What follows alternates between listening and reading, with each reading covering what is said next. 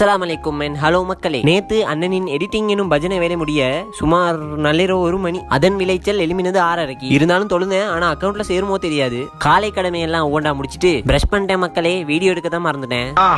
இன்றைக்கு நம்மளுக்கு எக்ஸாம் நாள். அது இல்லாம நம்மளுக்கு அடைக்கலம் தந்த ஹோல்ல இன்னைக்கு கல்யாண காட்சி. அதனால் 3 சக்கர வீல் எடுத்து இன்றைக்கு வீதியில ஓடணும். இன்னைக்கு நம்மளோட முதல் வீடியோ டமாலு எடுத்து பார்த்தேன், டுமீலு. அப்படி எல்லாம் ஒன்றும் இல்ல, ஒன்னும் ஆவல. அப்படி ஆனா எனக்கு அடுத்த வீடியோ அற்புதமா வந்துச்சு. ஆனா இப்ப தேவையில்ல. காலை வேலைக்கு டீயுடன் பான். நம்மட நாளை கணிக்கவே முடியாதனால போஸ்ட் போடுற வீடியோவை ஷெட்யூல் பண்ணிட்டே போயிட்டேன். மிச்ச நாளைக்கு போற ஆடை அடக்கமா ஷர்ட் ஒன்று கொடுத்தேன். ஷர்ட் ஓனர் கடல் கடந்து பேத்திக்கிறாரு. ஏன்னா நானதான் இந்த ஷர்ட்க்கு இப்போ ஒரு 8 வயசு ஆகுது. நானும் பாவிச்சுட்டு இதை அடுத்த தலைமுறைக்கு புதையலா கொடுப்பேன். ஆனா அவனும் எடுக்க மாட்டான். வளமை போலதான். அண்ணன் என்ன சொல்லுவேன், சரியான லேட்டு தான். ஹபீபி ஓபன் பண்ணிட்டு 8:50க்கு பயணம், 9:30க்கு எக்ஸாம். இந்த ஹெல்மெட்டை போட்டாலே மண்டை மங்களா மாதிரி ஆயிரும். மண்டையை மசாஜ் பண்ணிட்டு ஹோலுக்கு போயிட்டேன். இவர் நண்பர் சதீக். உங்கள் அறிமுகத்துக்கு எக்ஸாம் முடிஞ்சா என்ன பேசுவோம், என்னடா பேப்பர் இது, யாரா எக்ஸாம கண்டுபிடிச்சது. சதீக் ஒரு ஹெல்பிங் கேட்ட அப்படி. நண்பன் ஒரு புதிய பைக்கை கொள்வனவு செய்ய போற அப்படி. அதுக்கு வாழ்த்துக்கள். ஃப்ரெண்டு சந்தோஷத்துல தலைய போடுறது தான் நம்மளுக்கு முதல் வேலை. சப்போர்ட்டுக்கு கொஞ்சம் சைட்ல வந்து குந்துடான்னு சொன்னான். பேசின பல விஷயங்கள் விளங்கிச்சு, சில விஷயங்கள் விளங்கல. எதுக்கு அம்முன்னு ரெண்டுக்கும் சேர்த்தா மாதிரி தலையாட்டினேன். பசிக்கு கீழ்ஸ்ல 2 பண்ணை வாங்கிட்டு லைன்ல நின்றோம். அந்த வெள்ளை சட்டை போட்ட ஆண்டி சின்ன பொருள் வாங்க அந்த கட்சியர் போகணும். போர்ட் படிக்க மாட்டாங்களோ. சிரிச்சு சமாளிச்சிட்டோம்.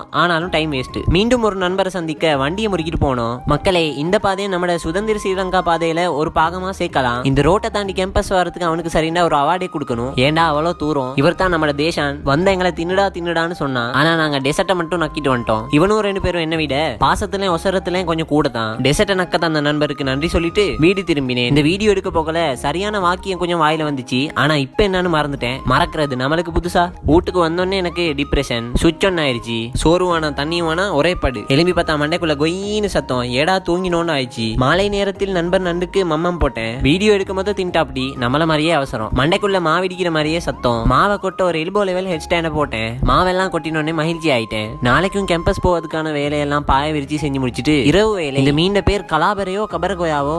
பச்சை முள்ளு மீண்டுவாங்க. பக்கா வாங்கிச்சு. புபுவும் கண்காணிச்சுட்டு நாளின் மூத்த வேலையான எடிட்டிங் வேலைக்கு உட்கார்ந்தேன். இன்றைக்கும் ஸ்டோரியை முடிச்சுக்கிறேன் மக்களே. அண்ணன் பக்கத்தை சர்ப்ரைஸ் பண்ணிருங்க. மத்த பட்டன்களையும் தட்டி விட்டுருங்க.